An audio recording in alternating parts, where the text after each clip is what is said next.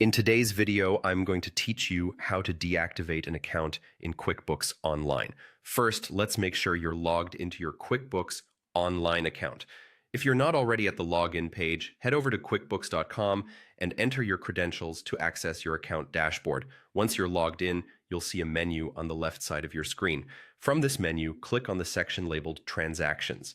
This brings a wealth of financial information within easy reach. Next, you're going to focus on the chart of accounts. This section gives you a comprehensive view of all your financial accounts within QuickBooks. Clicking on Chart of Accounts is going to present you with a list of all existing accounts. The next step is identifying the account you wish to deactivate. If you have quite a lengthy list, you can either scroll through to find your desired account or make this process faster by using the search bar located at the top. Simply type the name of the account and QuickBooks will narrow down the search results for you. Once you've located the account, look to the right side of the screen where you'll notice an arrow icon. Click on this arrow to reveal more options related to that specific account. The action you're looking for here is Make Inactive. While you can't delete an account completely, deactivating it ensures that it won't affect your reports or calculations. Hitting this option may prompt a confirmation message to make sure you've intentionally chosen to deactivate this account.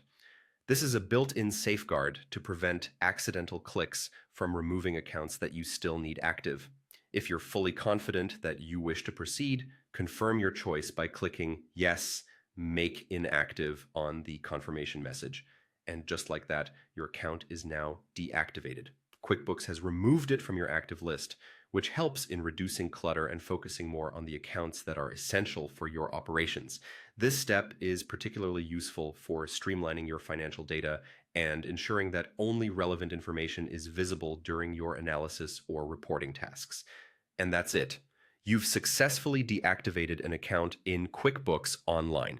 Remember, you can reactivate accounts later if needed, so you have flexibility when managing your business finances. This process helps maintain an organized financial structure, making your bookkeeping tasks much more efficient. Thank you for joining me today, and I hope you found this guide helpful for managing your accounts more effectively in QuickBooks Online.